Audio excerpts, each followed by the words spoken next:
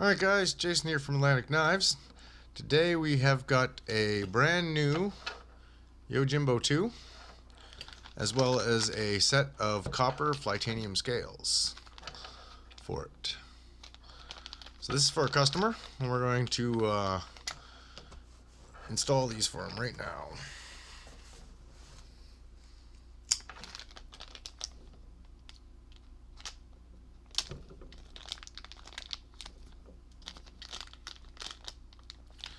So when you get your Flytaniums, they usually come with a little sticker. I noticed they started doing it in rainbow. Alright, so here's our scales. So we're going to set these aside.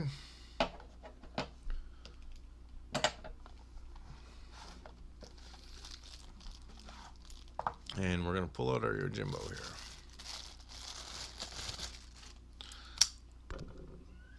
So, factory Yojimbo, black G10, and what I'm going to use to do the work today, and actually very nicely centered, drop shut out of the box, really nice action. It's going to work out nice. Okay, today we're also using the Benchmade tool to do all our assembly and disassembly, and I also have an extra screwdriver here just in case. Some of these screws sometimes are a little tight, and when you go to remove one side, the other side turns in turn, so you need two screwdrivers or two bits to get it apart. So I'm going to start with the pocket clip. Generally I get it out of the way first.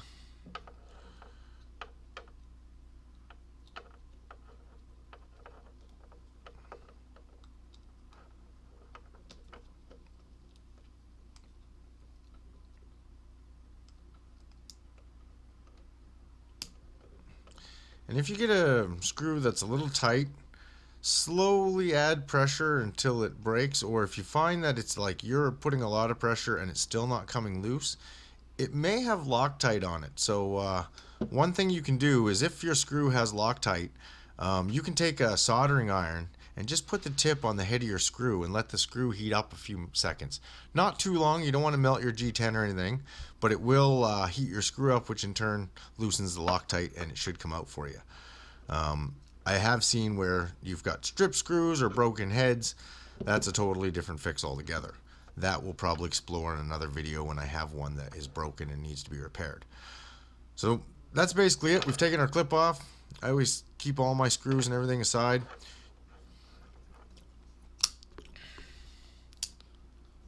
Alright, so onto the body screws. I usually leave the pivot for last. Doesn't really matter. I find if you take your pivot out before the other ones, then sometimes it tends to want to release the blade, and just it's better to do your pivot last. So far so good with the Yojimbo here. Okay, so you'll see what I mean when I'm turning. It's turning the screw on the other side. So what we'll do is we'll just take two screwdrivers. I'm going to do this off camera just because I need to hold it in my lap, but just 1 second, we'll be right back here. Alright.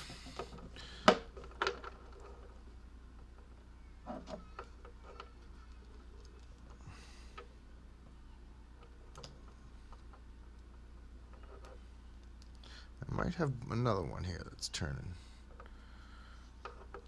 We'll see as we get going. Yojimbo might be being a little bit stubborn. That's okay. It's new. So the only thing you want to do is, when you take out your screws, be very gentle. Be careful not to round your heads or your threads or anything like that. You want to try to keep your screwdriver nice and parallel. All that kind of good stuff.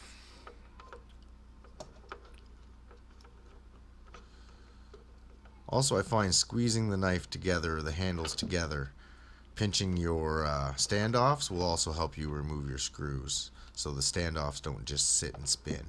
If they do, sometimes you'll have to grab a pair of pliers or something and grab a hold of one. I think we're going to have a little issue with this one, but we'll see as we get down to it. Let's take the pivot now And we should be able to pop off one side of this knife.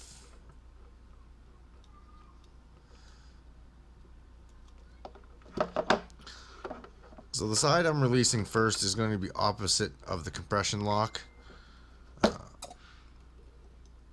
So with very little ease, and you'll notice there's enough oil that the brass spacer stayed on. Don't want to lose or bend these. These are very flimsy or small. This is what makes your knife as smooth as possible. Do not bend those.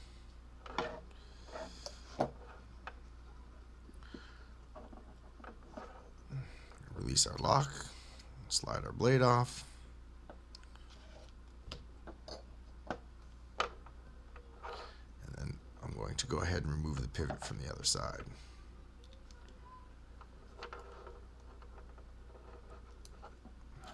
Alright, just be one moment. I'm going to go put this again to take these two screws out, and we'll be right back.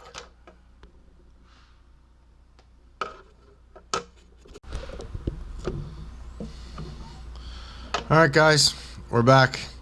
I did use a plier just to grab a hold of that little standoff while I turned the screw out.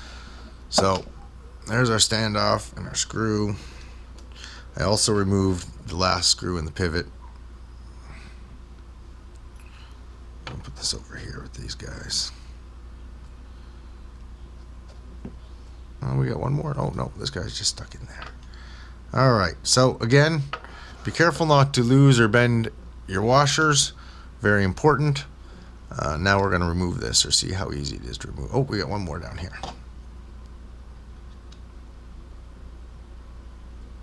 Oh, just be 1 second. I got to grab a plier again.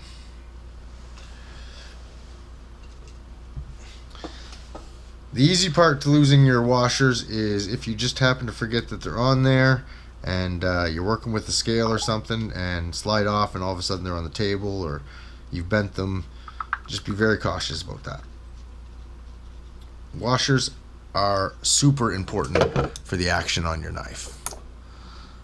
There, so there's our last standoff. Our standoff screw. And we got one more still in here, but it's stuck in there a little bit. There we go. This one is your blade stop as well as a standoff. That's why it sits a little deeper inside the collar. So at this point, you should very gently be able to pull your metal liner out of your G10, and you now have your G10 out. So we're going to take our new copper base,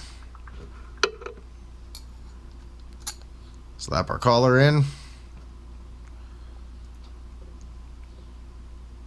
and our blade stop. And all I'm going to do is finger tight one of these screws in here just to hold it in place.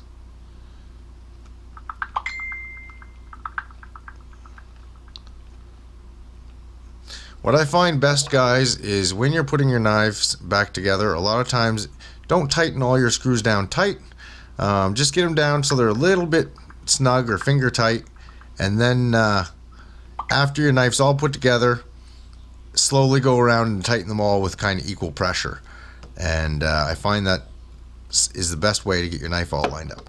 Okay, so I just put that in very, very loosely, and we're going to move around the knife here. Next, we're going to add our standoffs.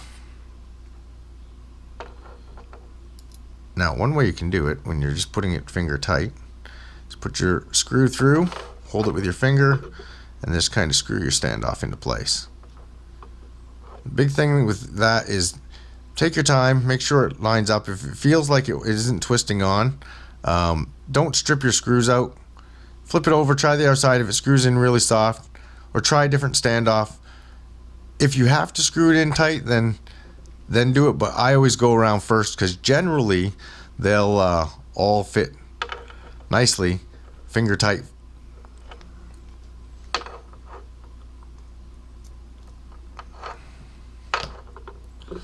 To get you started.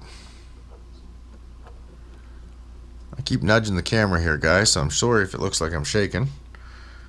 Alright.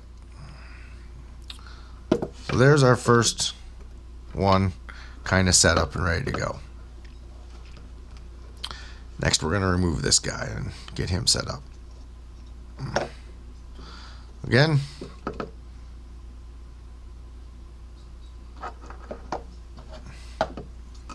this is the copper. You'll notice the nice cutout section. This is for your compression lock. And the Flytaniums are spectacular fit and finish. So they fit right in very nicely. Now, what I'm going to do is go back to this one that we'd previously started on. I'm going to put a pivot into it. Now, if you notice, there's a flat spot where your pivot sits, and there's a flat side on your pivot collar. So you want to make sure that you have all those lined up underneath the collar. Because if that's not sitting in its seat, then your knife is not going to go together properly.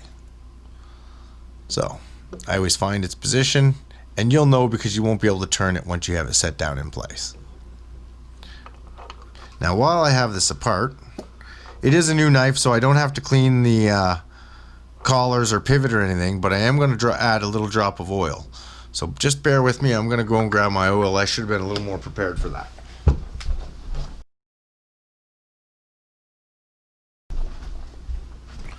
All right. So what I use today is the Boca Nano oil. Comes in a really nice little pen. Has a needle tip. And what I usually do is I just put one little drop on each side, like that. And that's all you need to do. Now I am going to wipe the blade clean here a little bit because I noticed there's a little bit of dirt or what looks to be darker oil around it. So I'm going to give that a little clean off where we're just adding new oil. So nice and clean. Again, you could also add a little drop of pivot oil just around the collar if you like, but I've got enough on the other piece, so I'm not going to add any to the blade itself. There. Oh.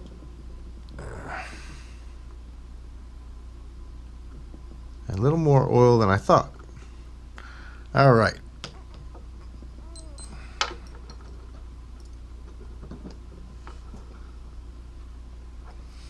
There's our blade. Now I'm going to take this collar off.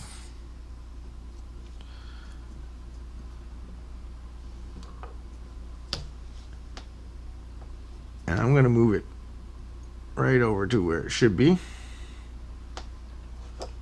And again, I'm going to go ahead and add just a little drop of oil on each side.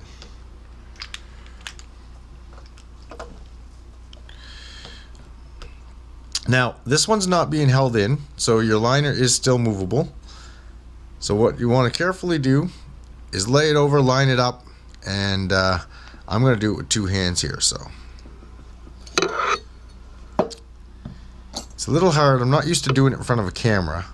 So just give me a minute, guys. I'm going to pull this out and remount this in one go.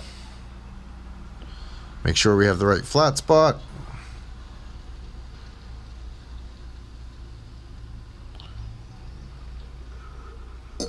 You'll notice the collar stayed on this side this time.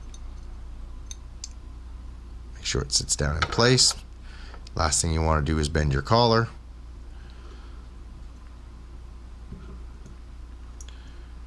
Now this guy.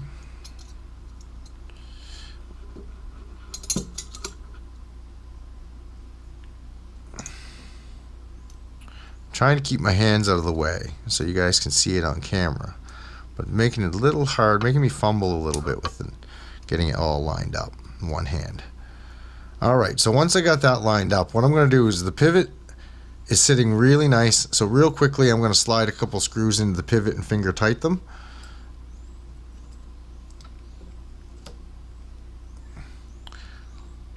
Actually, where is my... All right, I'm just going to give it a little turn or two to get it in here. I'm not going to tighten it all the way down yet. I'll flip it over. I'll put the other side pivot in.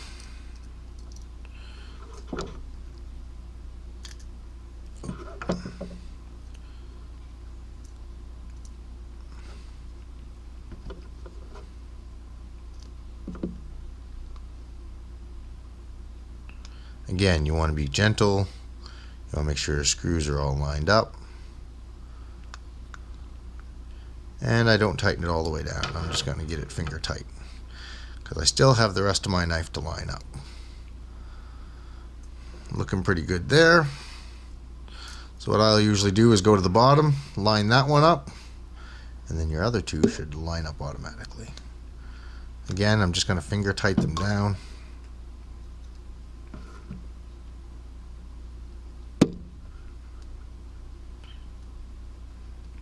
As you'll notice, guys, I usually work with my fingers close to my scale.